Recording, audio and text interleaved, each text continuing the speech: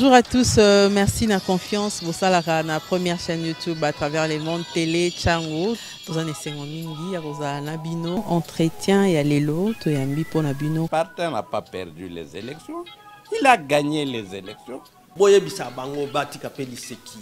Congolais asi à la mouki. La mouka a ça la kaba réflexion ya bien pour na mboka oyo. FCC na la mouka ba ebani bien.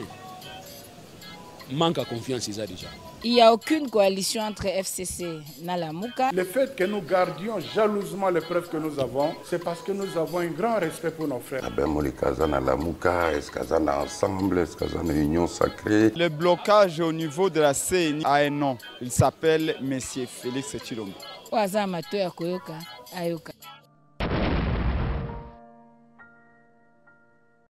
Bon, président élu, Oye. Avec SID, avec SID, avec SID. C'est encore possible, c'est encore possible, c'est encore possible.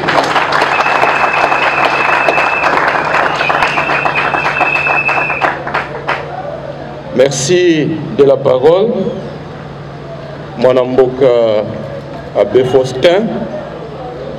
Avant toute chose, je voudrais adresser un mot de remerciement au président élu, notre président, pour l'initiative que nous avons prise de nous réunir chaque mardi en ces lieux autour de la guerre qui sévit dans la partie est de notre pays. Le mardi dernier, comme notre Mwanamboka Abbé vient de le dire, au cours de notre réunion, nous avons dit que nous devrions prendre le courage de soutenir notre armée qui fait preuve de bravoure sur la ligne de front, à territoire de Rutshuru, à territoire de Nyiragongo et autour de Goma.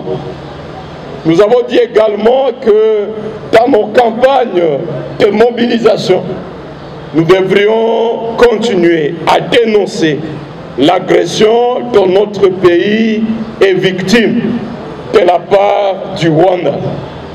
Nous avions dit également que nous devrions marteler pour dénoncer les silences complices du pouvoir en place qui s'est donné la peine de contredire les FARDC, de contredire les populations locales qui ne cessaient de témoigner que derrière le pseudo M23 s'est cachée la présence de l'armée rwandaise.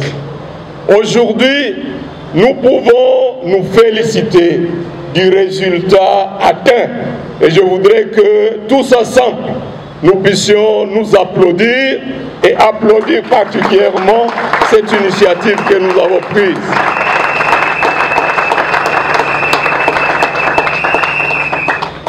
Parce que finalement, nous avons suivi le pouvoir de fait de M. Tshilombo sortir de ses silences et oser dire ouvertement que c'est le Rwanda qui est derrière cette guerre dont nos populations sont victimes.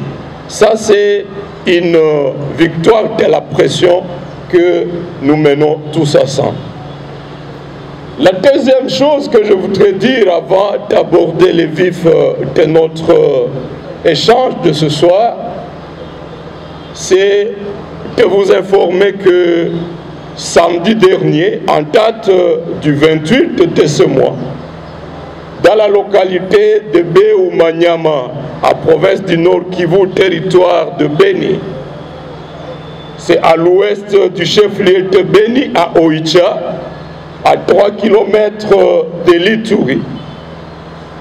Il s'est perpétré un massacre les personnes déjà enterrées, les corps déjà enterrés s'élèvent à 42 civils massacrés le samedi 28. 2 jours après, le lundi 30, 17 autres Congolais ont été massacrés dans la commune rurale de Boulongo, sur la route Beni-Kasindi, avec 4 gros camions de marque Actos incendiés, camions Fuso, des maisons incendiées dans la même localité. En 2 jours, 42 plus 17, ça fait 59, plus 6 autres personnes portées disparues. En mémoire de ses compatriotes et d'autres dont les corps ne sont pas encore retrouvés jusqu'ici, je voudrais que nous puissions nous lever et observer une minute de silence. Lui nous a proposé aujourd'hui d'orienter notre réflexion autour de l'historique de la guerre dont notre pays est victime. Depuis que le Rwanda et l'Ouganda nous mènent cette guerre, quels sont les raisons, les discours officiels évoqués autour de cette guerre? À quel degré ces raisons, ces motifs sont fondés ou non fondés?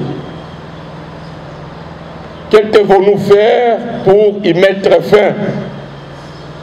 Nous allons essayer en quelques temps de présenter des éléments d'information qui peuvent nous aider à comprendre la genèse de cette agression dont notre pays est victime. L'agression actuelle dont notre pays est victime et qui est finalement dénoncée par les Congolais de tous bords peut être qualifiée comme la 5e guerre du Rwanda contre notre pays. La 5e, c'est celle sous l'AFDEL à 1997. Le Rwanda a monté l'AFDEL, a fabriqué l'AFDEL. L'armée rwandaise est entrée sur le territoire national et portée dans les mallettes de l'AFDEL. Laurent Désiré Kabila a pris le pouvoir au Congo-Kinshasa en date du 17 mai 2017. Et à cette date, James 1997. Et à cette date, quelques jours après, il a nommé James Kabarebe comme chef d'état-major de FARDC.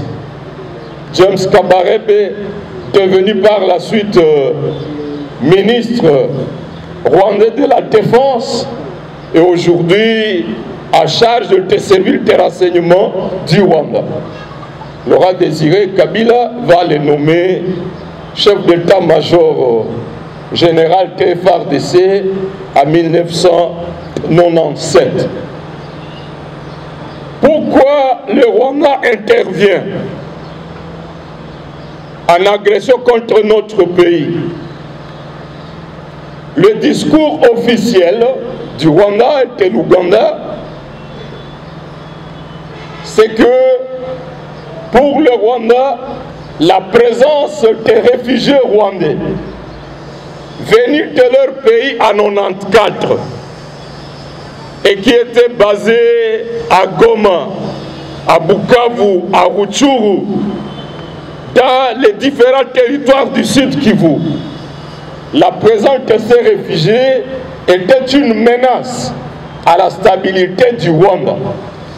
Et pour le Rwanda, il fallait mettre fin à cette présence des réfugiés rwandais. Ces réfugiés rwandais, comment sont-ils arrivés sur notre territoire en 1994? Il vous souviendra qu'en 1959, il y a eu un renversement de pouvoir au Rwanda. En 1959, il y avait une monarchie. Il y avait un roi appartenant à la communauté Tutsi. Et en 1961, la majorité appartenant à la communauté Hutu au Rwanda a pris le pouvoir. Et ceux qui appartenaient à la monarchie ont pris fuite et se sont réfugiés sur notre territoire congolais. Pour ceux qui connaissent Goma, une bonne partie des réfugiés ont fait longtemps dans le bâtiment appelé Kinyumba, qui est devenu par la suite le campus universitaire du lac. Ils ont fait longtemps dans ce bâtiment jusqu'à ce qu'ils soient intégrés pratiquement dans la communauté congolaise. D'autres ont été cantonnés dans des camps de réfugiés à territoire de Walikale. D'autres dans des camps de réfugiés au sud Kivu. D'autres se sont retrouvés dans des universités congolaises. Certains parmi vous qui ont étudié, peut-être de la génération de nos aînés, qui ont étudié à l'université de Kinshasa, de Lubumbashi, de Kisangani, ont connu des acteurs actuels dans la vie politique de notre pays, mais qui, en ce temps-là, étudiaient sous le statut des réfugiés rwandais. La majorité Hutu qui avait donc pris le pouvoir en 1961 au Rwanda va maintenir le pouvoir jusqu'en 1994. Mais pendant ce temps-là, en 1986, Museveni prend le pouvoir en Ouganda. Et dans sa rébellion, se trouvent la plupart des acteurs, des fils et des filles membres de la monarchie qui avaient été chassés du pouvoir en 1959 au Rwanda. L'actuel président rwandais, Paul Kagame, était dans la rébellion de Museveni comme le chargé de renseignement et beaucoup d'autres. Sous le territoire ougandais, la rébellion de FPR va se préparer et partant de l'Ouganda va commencer les attaques et en 1994 l'avion portant l'ancien président du Rwanda Biarimana avec le président burundais Melchior Ntadaye sera abattu en avril 1994. Ce sera la débandade dans les chefs du pouvoir rwandais. C'est le début des massacres à grande échelle, des génocides. Et en juillet 1994, j'étais à Goma, nous avons vu des cadavres surnager sur les lacs à provenance du Rwanda. Et nous avons vu tout un gouvernement. Toute la population du Rwanda s'est déversée sur notre territoire avec femmes, enfants, avec armes, avec tout le matériel, compte du gouvernement, tout sont entrés sur Goma, d'autres à Bukavu. C'était le début d'une catastrophe nationale. Ces réfugiés ont donc été là depuis juillet 1994 jusqu'à l'entrée de l'AFDEL. Les populations congolaises n'ont pas supporté la présence de ces réfugiés-là. Parce que, à la suite de leur présence, le parc national de Virunga a été systématiquement détruit. Ils ont coupé du bois, ils ont détruit les parcs, ils ont tué les animaux. Mais également, étant donné qu'ils sévissaient déjà dans la partie est de la RDC, des tensions intercommunautaires, à la suite de la problématique de la nationalité posée à la conférence nationale souveraine, ces réfugiés ont pris position en faveur de certains groupes à l'est de la RDC, mais également du fait qu'ils sont entrés avec leurs armes et qu'ils n'ont pas été désarmés. Eh bien, ces armes ont servi à entretenir une criminalité à grande échelle, au nord Kivu comme au sud Kivu. Des voix se sont levées pour exiger leur rapatriement au Rwanda. Mais contre toute attente, l'ancien secrétaire général des Nations Unies, Boutros Ghali, va lancer des propos révoltants, d'après lesquels le territoire congolais était assez vaste et que l'on pouvait envisager que ces réfugiés rwandais ne retournent plus dans leur pays d'origine, mais qu'on leur octroie la nationalité congolaise. Cela a suscité une série de manifestations, de protestations. Le gouvernement de la RDC de l'époque, en collaboration avec la société civile, avec la Fédération des entreprises du Congo, du Nord Kivu, du Sud Kivu, ont pris des dispositions avec l'armée zaïroise de l'époque pour procéder au rapatriement forcé de ces réfugiés rwandais. À ce propos, je voudrais, si la technique est prête, que la technique nous laisse écouter le propos de l'ancien Premier ministre de l'époque, Kengo Adondo, sur la réaction de la communauté internationale et du Rwanda. La communauté internationale s'est opposée à la décision du gouvernement de notre pays de rapatrier les réfugiés rwandais dans leur pays d'origine. Pour quelles raisons? Je venais de vous dire tantôt les propos de Boutros Ghali. Alors, pendant qu'on s'oppose à la décision de notre pays de rapatrier les réfugiés rwandais, la présence de ces réfugiés va servir de prétexte à la guerre de l'AFDEL. C'est sous ces motifs que l'AFDEL va donc agresser notre pays et entrer sur notre territoire en 1996. Je me rappelle à cette époque, nous sommes en juin 1996, je militais dans la jeunesse de l'UDPS au Nord Kivu, et au cadre de l'UDPS est venu de Kigali pour nous dire qu'ils avaient été contactés par le pouvoir de Kigali,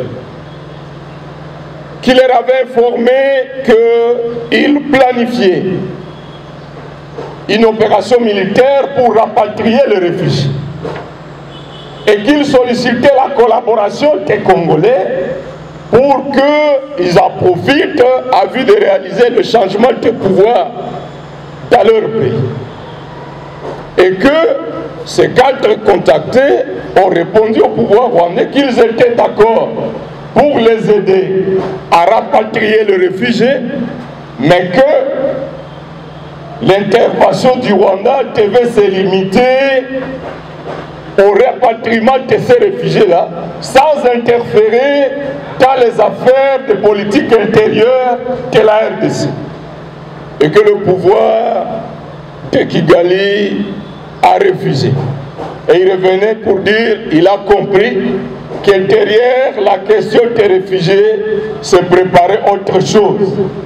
C'est donc sous ce prétexte que Laurent Désiré Kabila a été amené, disais-je, dans le mallette de l'AFDEL jusqu'au pouvoir à Kinshasa. Très rapidement, il s'est rendu compte que la présence des militaires rwandais, des militaires ougandais était insupportable. À 98, mois de juillet, il a donc décidé de rompre avec eux, décidé que le militaire rwandais ougandais retourne dans leur pays. Bien entendu, avant d'en arriver là, il avait déjà eu des difficultés pour appliquer de multiples accords secrets qu'il avait signés avec ce pays-là et avec des multinationales, des accords secrets de bradage des ressources naturelles de notre pays, des accords qui étaient conclus avant même qu'il n'ait pris le pouvoir. Il s'est retrouvé dans l'impossibilité de les honorer. Et donc lorsqu'il décide, afin de rompre avec ceux-là qui l'ont amené au pouvoir, le Rwanda et l'Ouganda décident de lancer la deuxième guerre d'agression contre notre pays. C'est la guerre qui a été déclenchée le 2 août 98, à partir de Goma. Ce que j'appelle la deuxième guerre. Vous êtes dans la plupart, du moins la génération des aînés, notre génération, a vécu les affres de cette guerre. Comment ils ont coupé l'électricité à partir du barrage de Tinga, comment des affassements dans les hôpitaux ici à Kinshasa, comment la population congolaise, et principalement Kinshasa, a résisté contre leur présence ici, jusqu'à ce qu'ils se sont repliés dans la partie est de notre pays depuis 98, donc. Ils ont perpétré beaucoup de massacres dont la plupart sont documentés dans les rapports mapping portés par notre prix Nobel Denis Mukwege. Le massacre de Makobola, le massacre de Kasika au sud Kivu, le massacre de Kikyo à Butembo. Il y a eu jusqu'à 2003 à la réunification au moins 617 massacres documentés.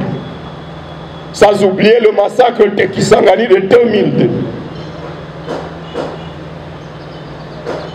Grâce à la pression venue de toutes parts, en vue de la réunification du territoire national, à San City, un accord de paix, l'accord global a été conclu.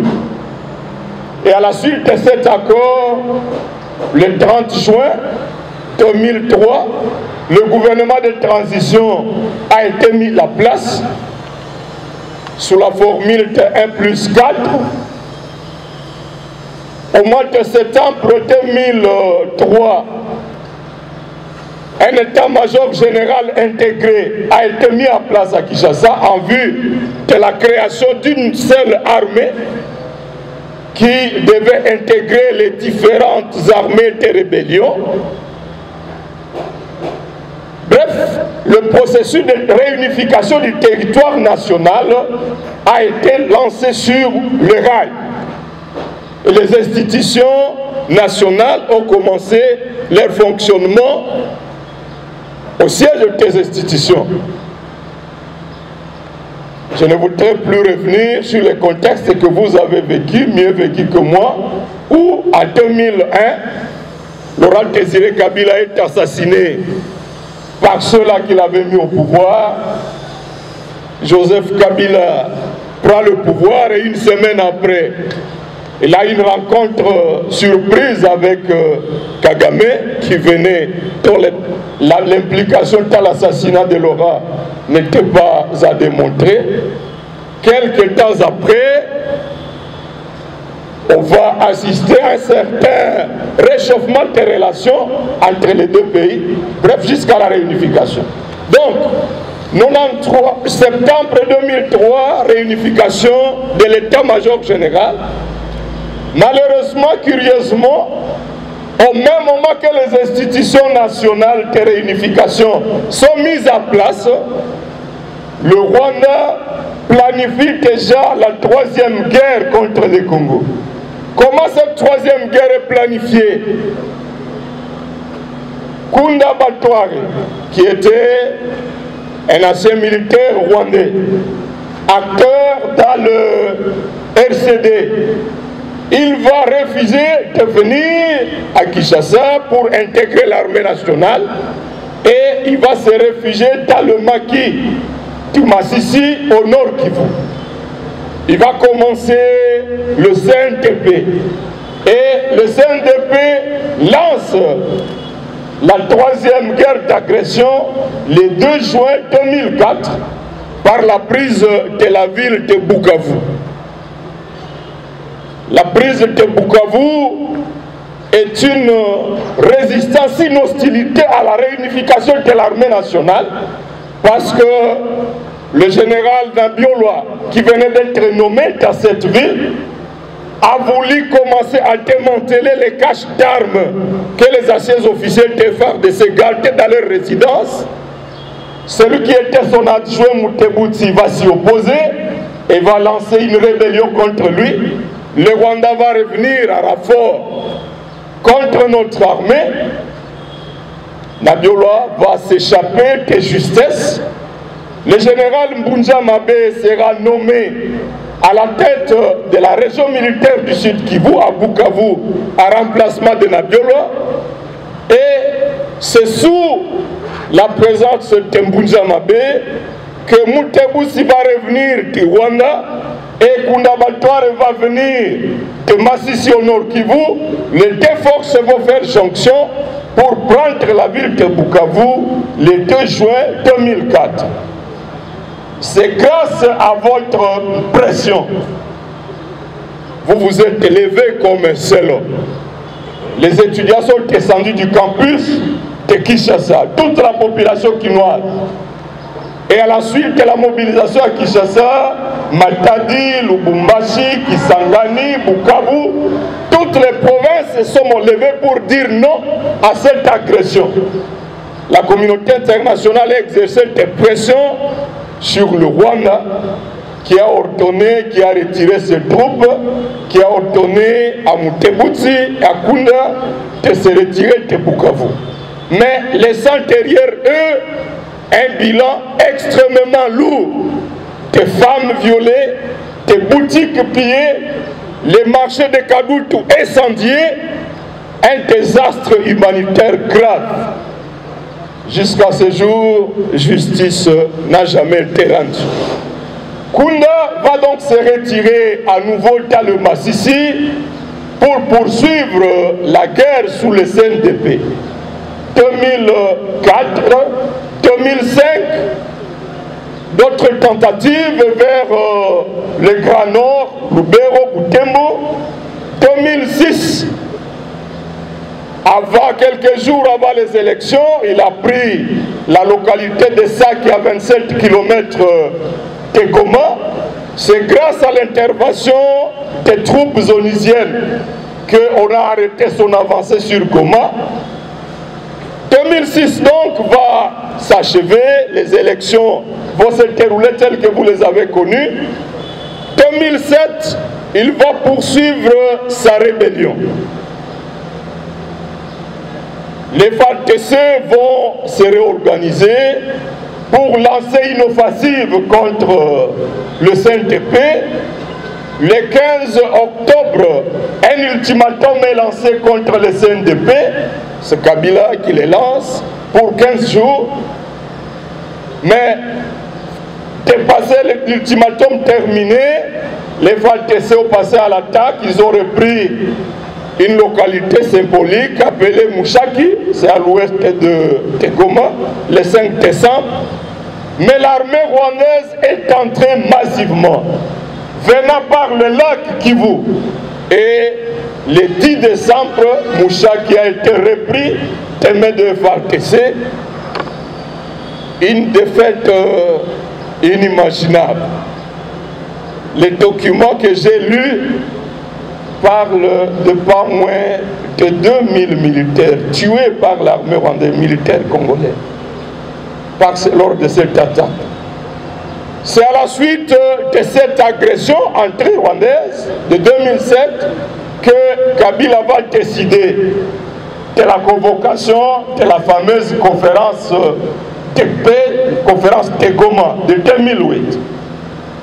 Mais certains militaires étaient mécontents, qu'ils dénonçaient la complicité du pouvoir à place à Kinshasa, qui disaient, des officiers, qui dénonçaient le fait que à chaque fois qu'ils étaient sur le point d'en découdre avec Kunda, de mettre la main sur lui, ils recevaient des ordres venant de Kinshasa pour leur demander de reculer, de se retirer de la ligne de front.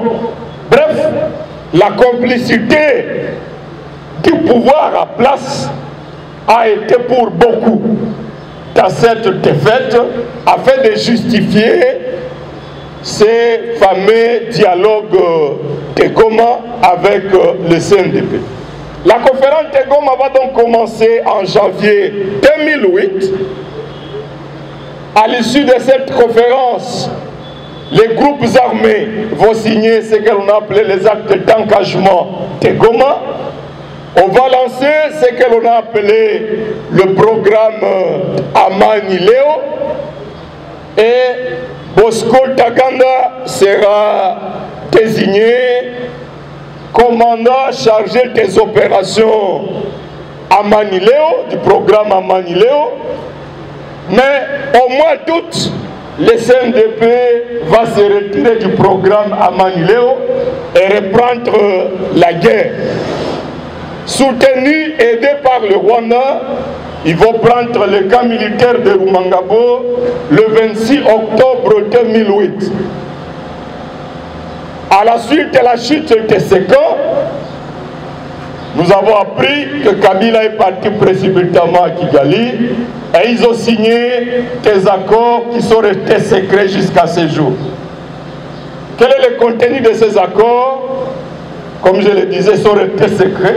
Mais à la suite de ces accords, nous avons suivi en décembre 2008 que l'armée rwandaise avait été autorisée à intervenir sur le sol congolais au motif que cette armée devait venir traquer les FDLR sous ce qu'ils ont appelé l'opération Umoja Wetu. Et à la suite de cet accord secret, il semble que Kabila aurait demandé simplement que le Rwanda mette de côté Kunda Batware et il a été remplacé donc par Bosco Ntaganda. Nous avons suivi le 16 janvier 2009 Raymond Chibanda conclure donc se réunir avec les officiers rwandais à Goma. Bosco Ntaganda a pris donc la commande du CNDP. Kunda Batware, on a dit qu'il devait être extradé pour être jugé parce qu'il était aussi impliqué dans le massacre de Kisangani. Jusqu'à ce jour, il n'a jamais été extradé. Il est libre au Rwanda. Il a présenté ses pièces qu'il était citoyen rwandais, qu'il avait servi à l'armée rwandaise. Et le Rwanda a dit qu'il ne pouvait pas extrader son compatriote. Donc, cet accord secret de novembre 2008 va engendrer les opérations, les fameuses opérations Umoja Wetu. L'armée rwandaise va se déployer sur le sol congolais au nord Kivu. Mais également, à la suite de cet accord secret de Kabila et Kagame, le 23 mars 2009, sera signé le fameux accord du 23 mars entre le gouvernement de Kabila et le CNDP. Parmi les articles dangereux de cet accord, que vous pouvez retrouver dans les réseaux sociaux.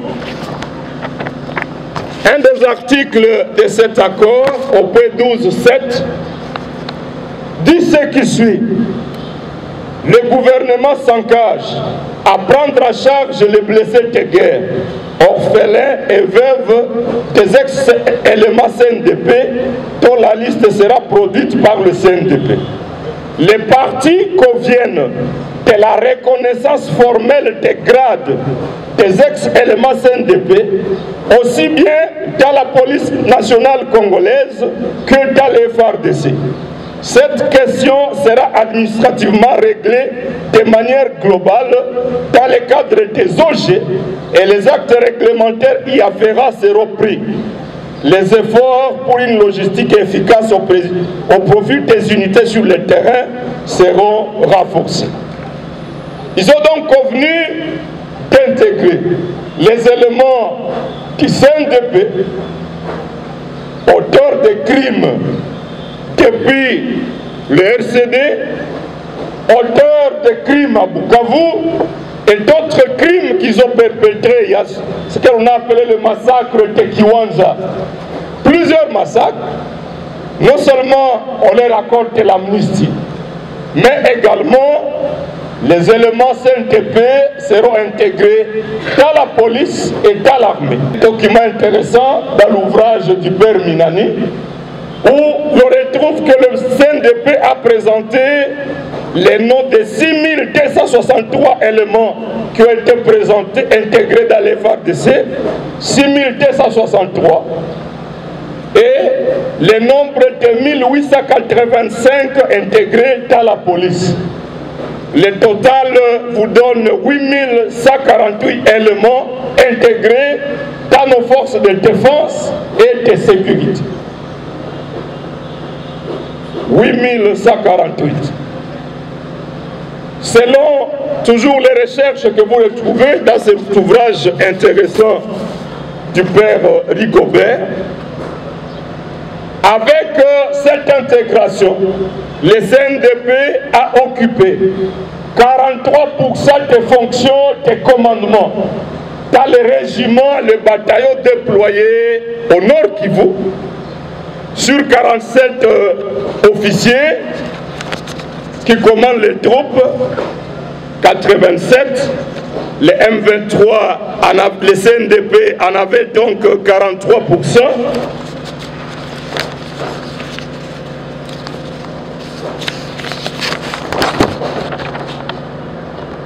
Vous pouvez retrouver le livre.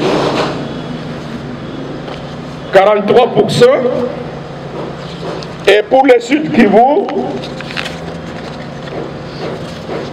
au Nord Kivu, 87 fonctions de commandement. Ils ont mal photocopié mon document.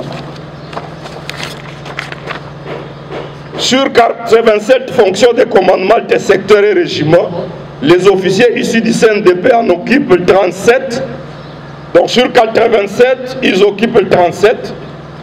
Ce qui représente 43% sur l'ensemble. Alors au Sud Kivu, sur 54 fonctions de commandement, sur 54 fonctions de commandement des secteurs et régiments, les officiers ici du CNDP en occupent 21 sur 54. Ce qui représente 39% de l'ensemble. C'est le résultat, l'un des résultats du fameux accord du 23 mars 2009, signé à la suite de l'accord secret Kabila-Kagame en 2008, après la prise du camp militaire de Bukavu par l'armée rwandaise. Au même moment que ces 8148 éléments du CNDP sont intégrés dans notre armée et on leur donne une clause qui dispose que pour leur sécurité, ils ne sont autorisés qu'à rester sur la partie est de notre pays, c'est-à-dire de Fizi jusqu'à Nituri. Ils ne peuvent pas être déployés à l'Équateur, à Bandundu, à Kananga. Ils ne peuvent rester qu'à l'Est. Au même moment que ces 8148 éléments sont intégrés, sous l'opération Mojawetu, l'armée rwandaise entre aussi officiellement. Il y a une cérémonie, un spectacle pour annoncer que l'armée rwandaise rentrait de notre territoire vers le Rwanda, mais c'est en août 2012, lorsque la 4e guerre venait de commencer, que un bataillon de l'armée rwandaise sort du territoire de Rutshuru et annonce qu'il était resté là depuis 2009, donc jusqu'à 2012, à l'insu de l'opinion publique congolaise, certainement que le pouvoir de Kabila a savait quelque chose. Donc, la 3e guerre va commencer, disais-je, le 2 juin 2004, et pour être délimité à l'accord du 23 mars 2009. Et les éléments seront donc intégrés dans la police et dans l'armée. Ce sont ces régiments que vous retrouvez pour la plupart à Beni.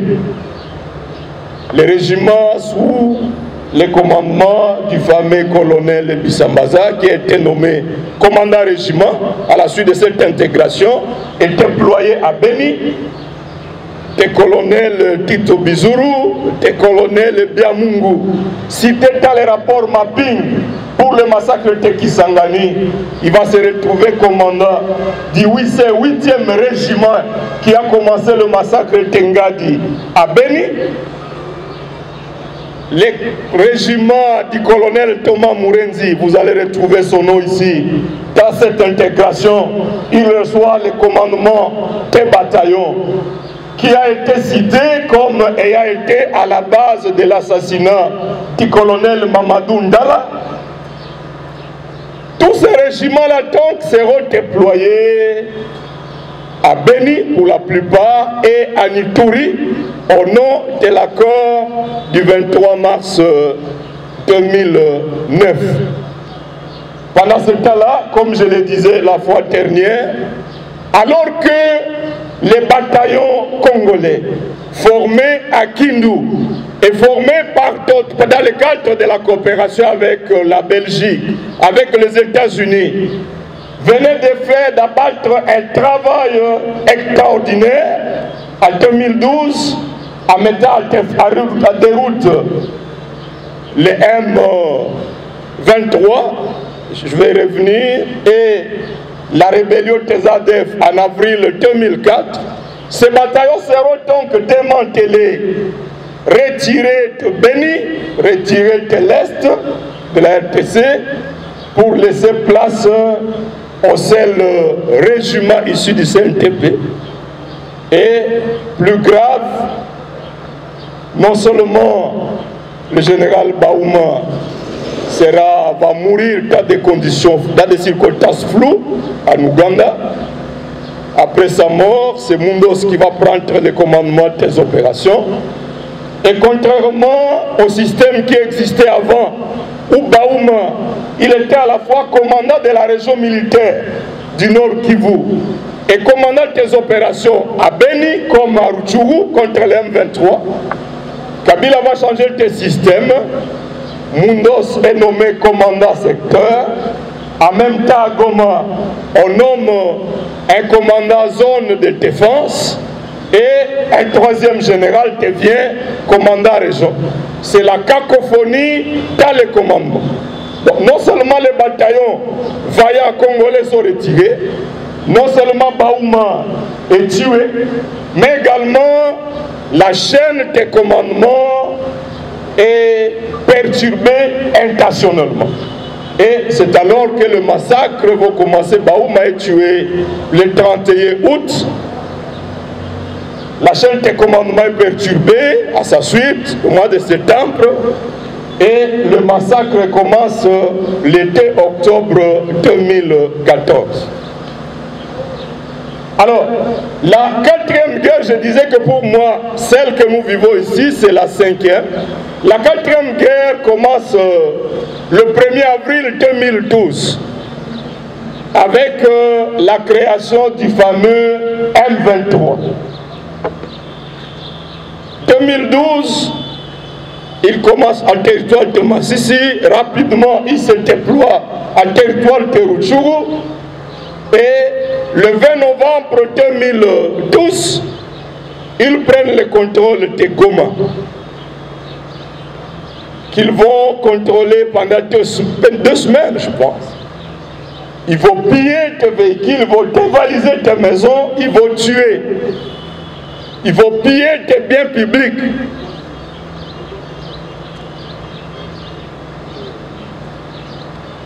Sous un simulacre de dialogue entre Kabila et Museveni, il leur sera demandé de se retirer de 15 km. Ils vont s'installer au nord de Goma, à un endroit appelé Kibati. Alors, c'est grâce à votre pression de Goma, les opérateurs économiques, les élèves ont refusé de réouvrir les écoles, de réouvrir les boutiques, les banques, 2 semaines d'hiver. Mais également, les forces acquises au changement à Kinshasa, l'Église, la société civile ont fait preuve d'une mobilisation grandiose pour dénoncer cette agression. La diaspora. Parce que dans l'entretemps, les experts des Nations Unies ont produit un rapport dans lequel ils ont démontré comment le Rwanda a organisé des réunions pour recruter les cadres de cette rébellion. Comment l'armée rwandaise a donné du matériel et des officiers rwandais se sont retrouvés sur la ligne de front. Que des FDLR rapatriés par la MONUSCO au Rwanda sont capturés sur la ligne de front. Le Rwanda les recycle pour les renvoyer dans les rangs de cette fameuse rébellion du M23. Donc, grâce à la pression, il sera donc demandé au M23 de se retirer de 15 km. Mais l'opinion publique congolaise va s'opposer à tout dialogue parce que c'était une guerre de trop, une agression de trop. L'opinion va réclamer à tout prix qu'on en finisse avec le M23. Et c'est ainsi que les FARDC, avec l'appui de la brigade d'intervention de la MONUSCO, va lancer des offensives avec un appui significatif de la population de Nyiragongo, de Goma. Par la grâce de Dieu, un miracle va se produire à Kibumba. Le M23 va se diviser en 2 groupes, le groupe Bosco Taganda et le groupe Makenga. Un ami de la MONUSCO qui est arrivé sur le terrain raconte qu'ils se sont entretués et que pas moins de 700 éléments sont morts d'une guerre interne entre eux. Et il disait que, au-delà des efforts des militaires congolais, lui a vu un miracle de Dieu en réponse à vos prières. Donc, l'M23 va connaître une déchirure interne. Bosco Taganda va se rendre à l'ambassade des États-Unis à Kigali. Et là, il sera envoyé à la Cour pénale internationale. Et celui qui a été nommé général de tous ces régiments-là, de toutes les opérations à Manileo, à la suite de ce fameux accord du 23 mars, lorsqu'on lui demande son identité à La Haye, il répond à Kinyarwanda, il dit « Ndumunyarwanda, je suis citoyen rwandais ». Et on lui pose la question « Mais tu vas plaider dans quelle langue ?» Il dit « à Kinyarwanda ». Et il ne sera pas le seul officier auquel, parmi tous ces officiers intégrés, il n'est pas le seul Rwandais qui a été intégré. ils sont nombreux. Vous vous souvenez que sous la pression de l'opinion publique, le pouvoir de Kabila avait fini par publier une liste de 153 officiers du M23 que le pouvoir dénonçait être de Rwandais. Alors donc, les FARDC vont lancer l'offensive et le 5 décembre 2013 sera la grande victoire de la prise de la montagne de Tchanzu qui leur servait de quartier général, et ceux qui ont visité, disais-je, la quantité d'armes contenues sur cette montagne ont avoué que la guerre d'agression n'avait pas pour seul but de prendre Goma, que l'objectif était plus grand, lequel Steve Hedge, le chef de cette équipe, de ces enquêteurs onisiens, a écrit un document adressé au président du Conseil de sécurité des Nations Unies, que d'après lui, la question des FDLR n'était qu'un prétexte.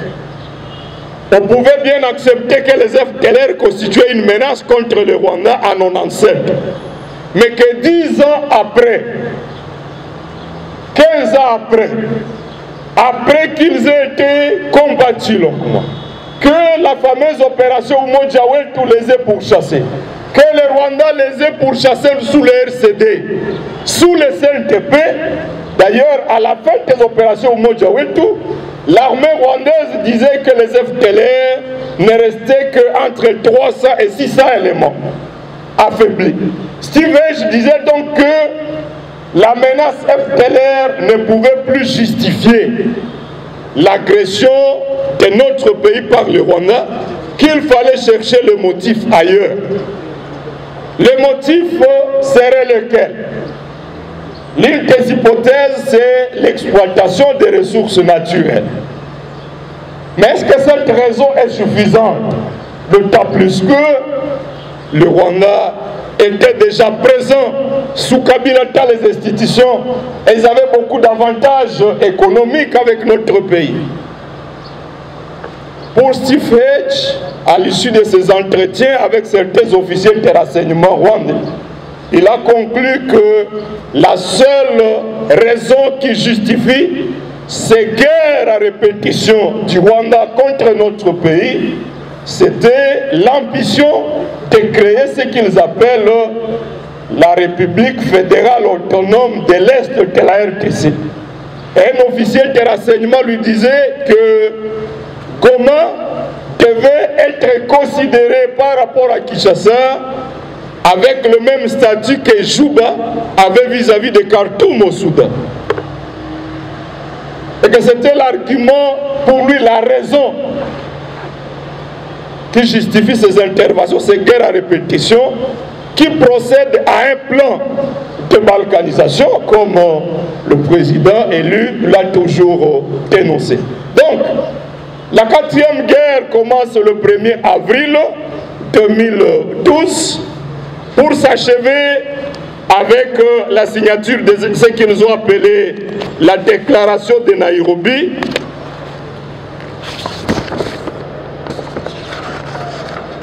La déclaration de Nairobi du 12 décembre 2013. Dans cette déclaration, le gouvernement congolais octroie à nouveau, reconnaît l'amnistie à ces gens de M23. On leur a accordé l'amnistie en 2009. On leur avait déjà accordé l'amnistie à la suite de l'accord de Sun City. On leur accorde à nouveau l'amnistie en 2009. À nouveau, on leur accorde l'amnistie en 2013. Donc, impunité totale. Depuis l'AFDEL jusqu'à ce jour, ils sont couverts par des accords d'amnistie.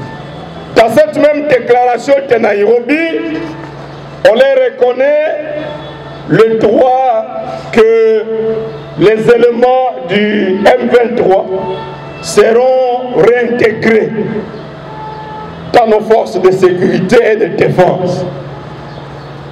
Donc, 2013, La quatrième commence pour moi le 8 novembre. La cinquième, le 8 novembre 2021. 8 novembre 2021, sous le label M23, à moins de 100 mètres de la frontière avec le Rwanda, dans le territoire de Rutshuru, l'M23, le Rwanda, lance la première attaque contre l'armée congolaise.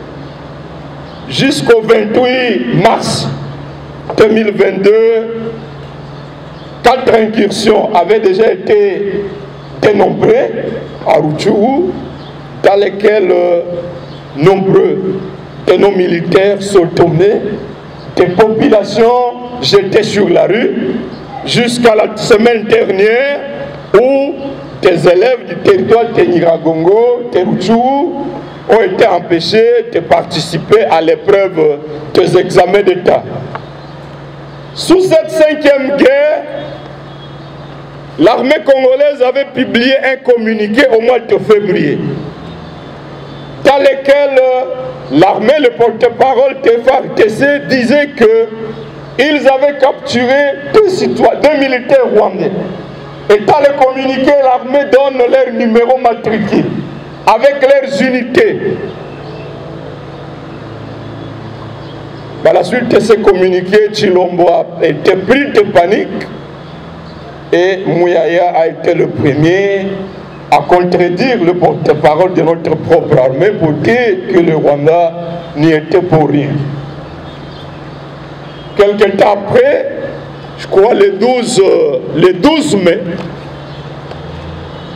au cours d'un séminaire sur l'éthique à l'intention des officiers supérieurs de FARDC, Tshilombo va prendre la parole et dire qu'il est informé que des officiers FARDC font des combines avec des groupes armés, Maïma et autres, en vue d'attaquer les M23 et qu'il mettait ses officiers en garde, qu'il désapprouvait, il dénonçait ces combines-là. Le M23 a salué ce message et dans tous ces communiqués, même le dernier communiqué que le M23 a signé, j'ai leur dernier communiqué du 29 mai, il se réfère aux propos de M. Félix, où ils disent que au cours de la rencontre, les mêmes délégués nous avions informés, je m'excuse, je ne les trouve pas là rapidement, oui, des réunions tenues par les officiers FARDC des commandants des groupes armés locaux et étrangers pour préparer les attaques contre les M23. Ces faits ont été reconnus par Tshisekedi lors du séminaire sur l'éthique au FARDC tenu à Kinshasa le 12 mai dernier. Celui qui leur donne des arguments qui deviennent les relais de leur dénonciation. À part ces faits, les FARDC ont présenté des tenues de l'armée rwandaise, mais également des munitions, des armes obtenues autour des éléments qui ont été neutralisés pour guise de preuve de l'agression rwandaise.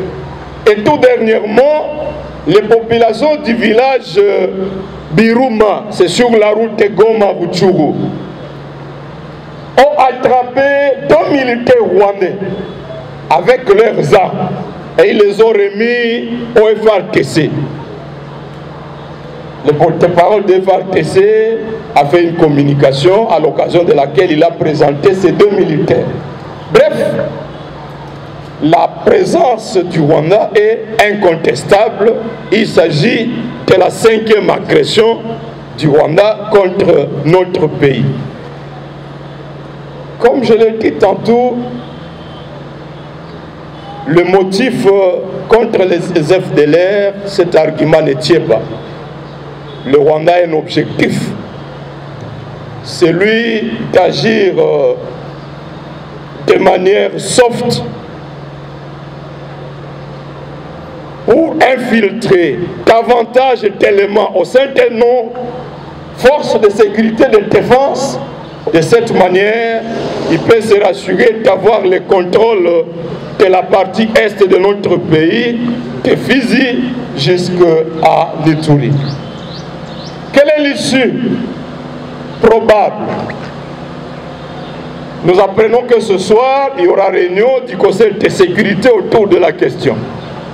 Nous apprenons que Macky Sall a parlé à Kagame, il a parlé à Chilombo, que Chilombo et Kagame se sont parlé sur le téléphone. Nous avons suivi Mouyaya qui dit qu'ils ne sont pas opposés à un dialogue.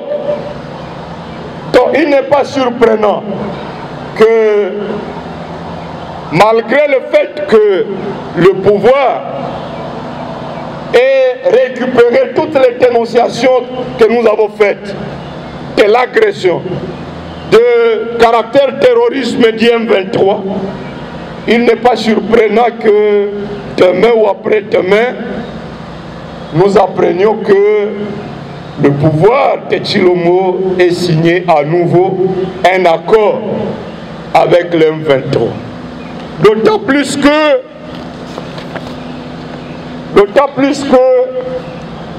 il avait déjà signé des accords en 2019.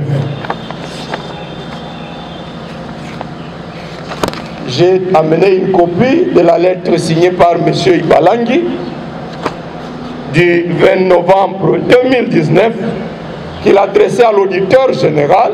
Il dit ceci: Monsieur l'auditeur général, j'ai l'honneur par la présente de vous approcher à vue de porter à votre connaissance que le 28 octobre 2019, une délégation de la République démocratique du Congo et les leaders de l'ex-mouvement du 23 mars, cantonnés dans différents camps sur le territoire rwandais, ont été invités par la République du Rwanda à titre de facilitateur à prendre part aux discussions relatives au rapatriement volontaire des ex-combattants du mouvement. À ce sujet, je tiens à relever que lors de la rencontre du 28 octobre sus-évoquée, les partis ont convenu de l'élaboration d'une feuille de route pour assurer avec succès le dit rapatriement. Il y a lieu de préciser que les partis devraient respectivement mettre en œuvre les termes de la feuille de route énoncée, élaborée à l'issue de pourparlers qui avaient eu lieu à Kigali les 11 et 12 juillet 2019. Les points essentiels contenus dans cette feuille de route portent sur l'amnistie ainsi que l'intégration militaire et politique des membres de l'ex-mouvement du 23 mars. C'est dans cette optique que la justice militaire de la RDC a donné un avis favorable à la demande de retrait des mandats d'arrêt émis à l'encontre des leaders de ce mouvement. Il appelle à ce sujet de mentionner qu'il a été recommandé à la même occasion au mécanisme national de suivi de l'accord cadre d'Addis Abeba, dont je suis le coordonnateur, de vous saisir au fait des retraits effectifs des 10 mandats dans le souci de préserver la paix. Pour tout fait utile, je vous transmets en annexe les rapports des échanges entre la délégation de la RDC et les leaders de l'ex-M23 sur le rapatriement volontaire, ainsi que la feuille de route conjointe des activités relatives au rapatriement des ex-combattants M23 présents en République du Rwanda. Veuillez agréer, monsieur l'auditeur, les coordonnateurs Ibalangi et Kolomba Claude. Ça, c'est sous Kabila. Sous Tshisekedi, je m'excuse. Et le M23, dans son dernier communiqué, a donné quelques indications de ce qu'ils ont convenu, en disant qu'ils ont convenu sur le plan militaire, par exemple, le M23 met à la disposition du gouvernement de la République tous ses militaires. Ils ont convenu de la constitution d'une force spéciale de dissuasion. Il s'agissait d'une brigade spéciale d'intervention rapide avec capacité de projection immédiate. à 2 composantes, 2 bataillons issus du M23 et 2 autres issus tellement aguerris des FARDC et appartenus au MLC de Jean-Pierre Bemba et celle du général Fortin Mounene. Bon, que ces éléments devraient être cantonnés à Mouesso dans le Massissi. C'est l'M23 qui a réagi dans son dernier communiqué du 29 mars en réaction à ce que le pouvoir les a qualifiés de terroristes. Donc, je voudrais terminer en disant, nous avons le devoir d'être vigilants. D'être vigilants et d'accentuer la pression sur le pouvoir de Tshilombo. Sans quoi, à la suite de toutes ces pressions, tous ces appels qui reçoivent de l'Union africaine, du Conseil de sécurité des Nations Unies, il sera amené, pour la sauvegarde de son pouvoir, de signer à nouveau un accord compromettant dans le sens d'intégrer ces éléments dans notre armée, dans nos services de sécurité, parce que je m'imagine que le Rwanda peut bien comprendre que depuis 2009, les éléments infiltrés diminuent et qu'il faille renforcer l'infiltration à travers une nouvelle intégration des fameux M23. Il nous revient d'accentuer la pression pour que cela ne se fasse pas. Mais en même temps, accentuer la pression pour que finalement ces éléments CNTP, ces éléments rwandais, cachés au sein de FARDC et qui perpétuent des massacres à Beni et à Ituri, qu'ils soient indexés. Parce que une avancée par rapport à la guerre du M23 actuelle, au moins, nous avons parlé le même langage pour pointer du doigt l'ennemi. Mais pour les tueries de Beni, depuis 2014 jusqu'à ce jour, le pouvoir nous embrouille. On parle des MTN, on parle de présumés ATF. On sème la cacophonie. On dit que ce sont les fils d'Igwe qui s'entretuent. Alors que, à l'issue de l'enquête menée par le Bureau conjoint des Nations Unies, le rapport de mars 2015, les régiments impliqués dans le massacre ont été nommément identifiés. Dans le rapport du groupe d'études sur le Congo du mois de mai 2016, les régiments issus du CNDP ont été clairement identifiés comme auteurs de massacre. Mais le pouvoir entretient délibérément le flou. Si un effort est fait pour les pointer du doigt nommément, je pense que ce serait une avancée pour que finalement la solution puisse être trouvée et que la paix revienne. Merci pour l'attention. D'autres éléments pourront être ajoutés par d'autres témoins vivants ou à l'issue des échanges pour des éclaircissements complémentaires. Merci. Nous allons échanger et voir comment nous entraider pour y donner une suite favorable. Je veux relayer aussi pour certaines réponses. Merci. Alors, je voudrais apporter un élément de réponse à la question qui a été posée au sujet de l'infiltration. Nous en avons parlé relativement à l'armée, à la police. Qu'en est-il dans l'administration, dans les entreprises? Mais l'infiltration est au-delà. Je ne sais pas s'il faut l'appeler l'infiltration. Ça ne date pas d'aujourd'hui. Ça ne date pas au niveau ça ne commence pas au niveau des entreprises. N'ayons pas la mémoire courte, nous l'avons rappelé ici. Tshilombo pour être à la tête des institutions. C'est venu tout. Donc on peut bien voir, pour moi, l'infiltration, la trahison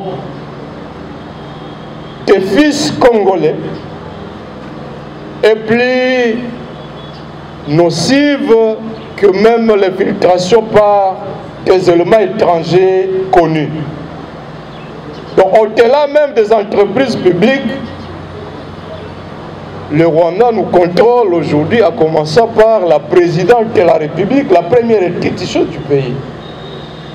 Et lorsque déjà à partir de la tête, c'est le Rwanda qui place celui qui fait office de chef de l'État, mais la nomination dans les autres postes, coordonnateur du mécanisme TDRC, vous avez suivi toutes les dénonciations, mais qui l'a nommé? Dans de postes de commandement, dans l'armée, dans la police, dans les entreprises publiques, il y a des recommandations, des ordres qui viennent de Kigali pour dire, bon, tel sera ministre de la Défense ou de tel secteur.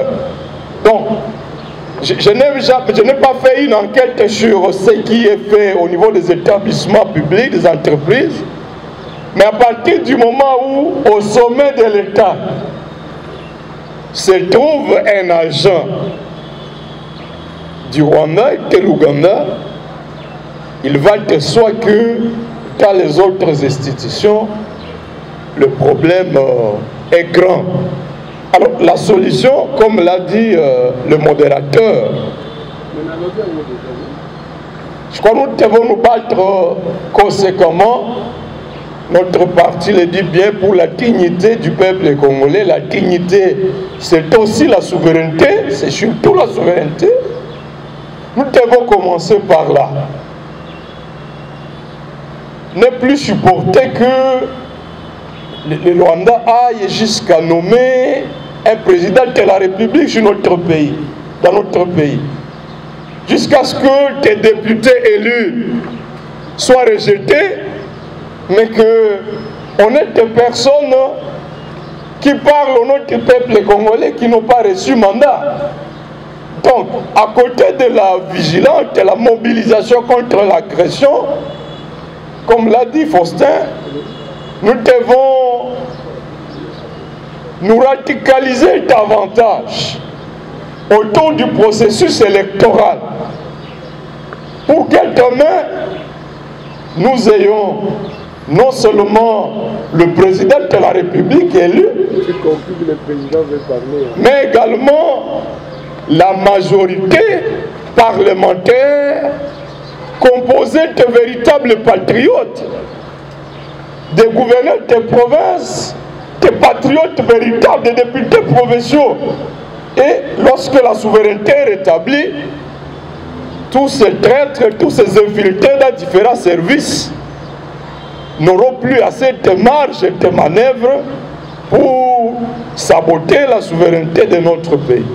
Donc c'est inévitable que des infiltrés soient là dans plusieurs institutions, au-delà de l'armée et de la police, mais cela procède du fait que déjà au sommet de l'État, ce sont des collabos, ce sont des marionnettes, des agresseurs qui ont été placés là.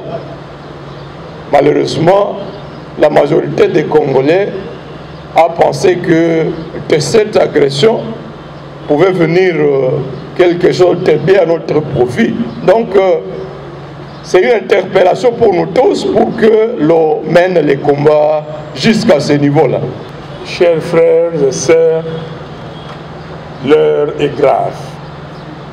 Elle est très grave. Vous avez entendu.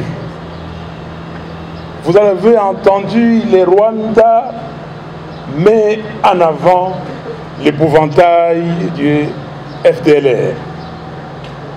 Mais l'honorable Kassekwa nous dit qu'il y a autre chose.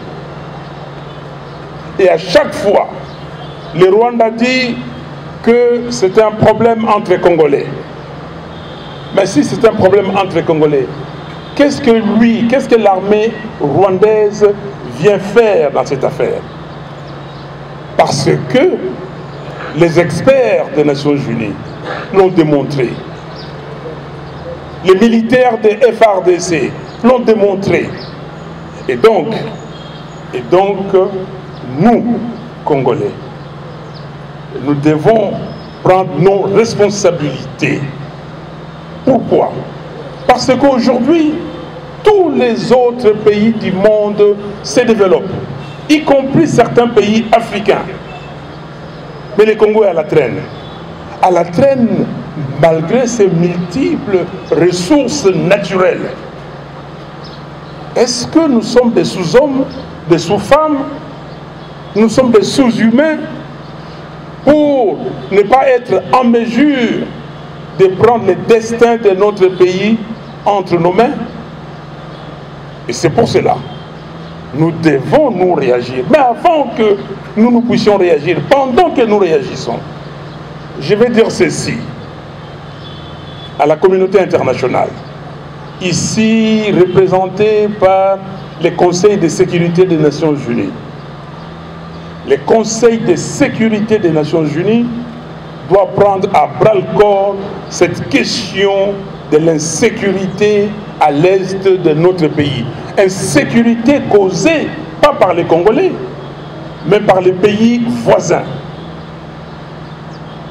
Je n'ai pas à faire de démonstration.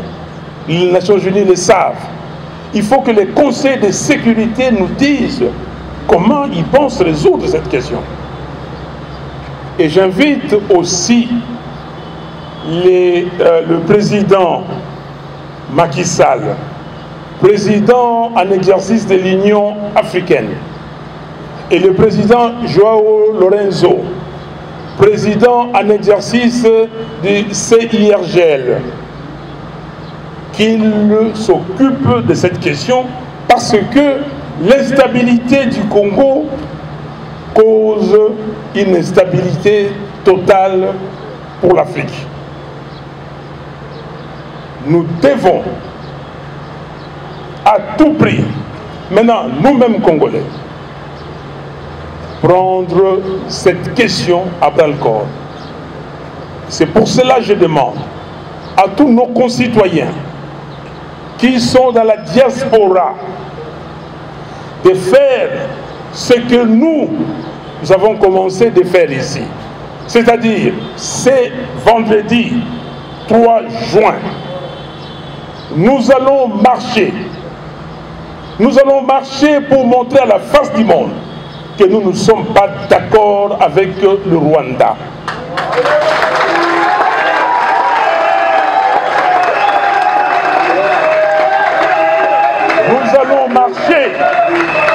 Nous allons marcher pour démontrer au monde entier qu'il n'y a aucun Congolais qui acceptera qu'il y ait un seul centimètre carré du Congo qui soit pris par un autre pays.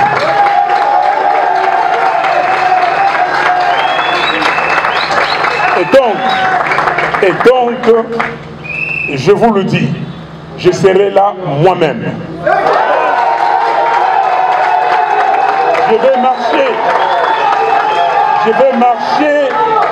Je vais marcher avec mes concitoyens et soyons nombreux.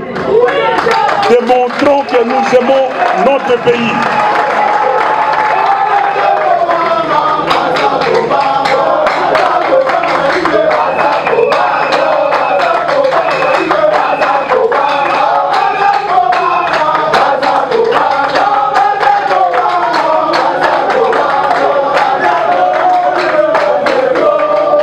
S'il vous plaît.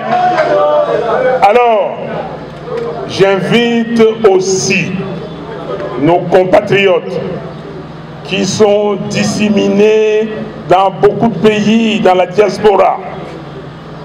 Je les invite à organiser aussi des manifestations, à élever leur voix, à montrer partout que nous sommes agressés. Et nous sommes agressés depuis un temps. Et ça fait plus de 20 ans. Qu'est-ce que j'ai dit? Oh, ça fait depuis 1994 que nous souffrons. Il y a des Congolais qui ont été massacrés. c'est documenté dans les rapports mapping. Et personne ne veut s'occuper de la situation congolaise. On ne bénéficie pas de l'écho des médias internationaux. L'affaire du Congo, on l'était, je ne sais pas pourquoi. Et donc, on est en train de déstabiliser le monde. Si on déstabilise le Congo, cela veut dire qu'on déstabilise l'Afrique. Déstabiliser l'Afrique, c'est déstabiliser le monde. Aujourd'hui, on voit comment la communauté internationale se déploie pour l'affaire de l'Ukraine.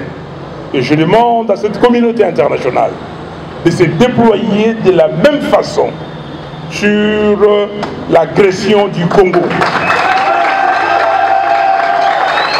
Le Congo a perdu plus de 10 millions de ses fils et de ses filles.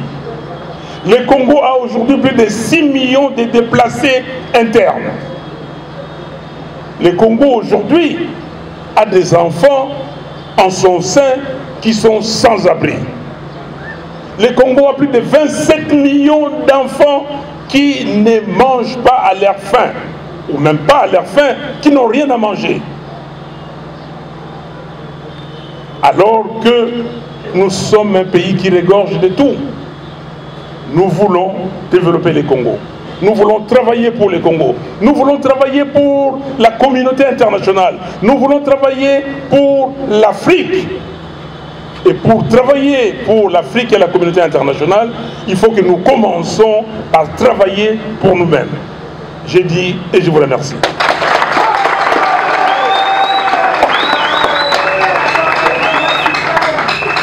Merci, merci président élu. Merci, je pense que...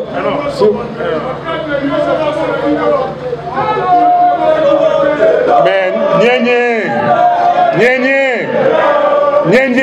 s'il vous plaît. Nabosani koloba makambo na lingala. Mais tango mususu pe tolobaka minoko na biso. Nalobi boye bandeko na ngai boyoka toyokana tolembi. Tolembi parce que bato ya mitema likunya balingi baboma mboka na biso. Bato balingi bakabola mboka na biso. Lokola bakabolaka Soudan. Oyoki awa honorable Kaseko Awuti koloba yango ke balingi o eloko moko est kune koma lokola Juba. Est-ce que tokondi bayango? Est-ce que tokondi bayango? Biso tozali ba Congolais, toza ba Congolais. Tolobi toza na liloba kaka moko. Liloba yango nini? Congo ekolobo. Ekolobo. Ekolobo. Congo ekolo moko. Congo ekolo moko elingi koloba nini? Elingi koloba boye. Moto akozwa eteni moke ya Congo apesa ngo na mboka mususu azali te. Congo ekolo moko elingi koloba nini? Elingi koloba ke biso nyonso bana ya Congo tokoloba liloba moko pona mboka na biso. Biso nyonso bana ya Congo tokozala sima ya article 63 mobekoli konzi eyebisi biso boye na article tuku motoba na misato que Congolais nyonso azali na devoir sacré ya kosala ete mboka na biso ezala mobimba à défendre ndenge babi na français intégrité territoriale ya mboka yango wana tolobi boye tosengi na bakonzi mokonzi oyo aza kokamba Afrika Union africaine président Macky Sall tosengi ye alandela likambo oyo bandeko ya Rwanda bazali ko attaquer biso. Tosengi ndeko président Joao Lorenzo oyo azali président ya Angola mais mokambi ya CIRGL aujourd'hui tosengi ye alandela likambo wana tosengi mpe na Nations Unies na Conseil de sécurité batala basilisa likambo oyo barwandais bakobeta ntango balobi ke non likambo ya Congo ezali bango na bango mais M23 ezali bakongolais o bango na bango mais ntango baza kotala bamoni ke kunda batware olobeki azali congolais mais ye kuna te kolobaki aza congolais te Bosco Tangana mais bato ya M23 bayebisaki biso awa professeur Kalel azali awa te professeur Kalel azali mbula mibale na boloko na makala pona nini po alobaki ke James Kabarebe azali rwandais bakotisi ye boloko. Est-ce que sikoyo yebana te ke azali rwandais pona nini kosakana biso lokola babi pumbulu pona nini yango tolobi boye bandeko yo ya international communauté internationale basala mosala na bango mais eloko ya liboso biso ba congolais biso ba congolaise to banda kotambola to banda koloba bato bayeba to beta tangwa to ganga bato bayoka na matoyi na bango ke to boyi kozala bowumbu na bowumbu to si to bima na bowumbu moto moko te akoya lisusu kotia biso na bowumbu yango wana mokolo ya mitano oyo ezali koya mokolo ya mitano le 3 juin biso nyonso tokozala na balabala tokotambola ngai moko nakozala liboso na bino basi bapesi badirection badirection wana tokozala oyo bakaboni epai boye oyo epai boye ngai nakobanda na Kianza okay? Tokobanda na Kianza balobi na Schubert Lemba wana nakozala wana tokobanda tokotambola tolakisa na bato ete ke tozali lisanga moko tolakisa na bato ke Congo ezali ekolobo yango wana tolobi na bandeko na biso bazana mboka bapaya o bazana mboka bapaya bango pe basala lokola biso tokosala wa basangana bakende koloba oyo bakokenda Union Européenne balobi o bakokende atsa na parlement soki ya wapi na Bundestag bakeyi o bakokende na parlement français o bakokende na département d'état o bakokende na Maison Blanche na Capitole nyonso mongongo na biso eyokana boyoki ngai Congolais moko atikala lisusu na nsima te bango basi bazwi armée numérique baza kokosisa baza na bajournaliste baza na biso mpe toza na bajournaliste yo ya biso lokola basala misala